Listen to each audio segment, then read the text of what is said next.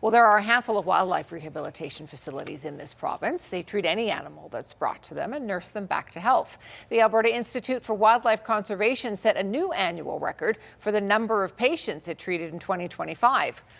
2,103 animals came through the doors needing help. Kevin Fleming reports. This great horned owl is being assessed by staff at the Alberta Institute for Wildlife Conservation.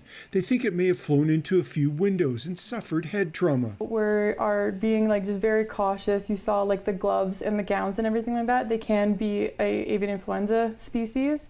So at this time, head trauma and avian influenza look quite similar. So we're just being extra cautious, but we're running a bunch of blood work to just kind of see what's going on. Cassandra Lacusta says 2025 was a busy year for staff here, treating injured and orphaned wildlife. We had, I think, the highest number of ducklings we've ever had, and even then we set the record the year prior. So we set the record now 2 years in a row for the highest number of ducklings, which is insane. Lacusta says staff deal with many of the same species of wildlife repeatedly, like ducklings, but last year they saw more than a dozen mountain cottontails when they'd only treated 10 since the facility opened in 1993. We have never raised that many mountain cottontails, but we adapted and figured it out.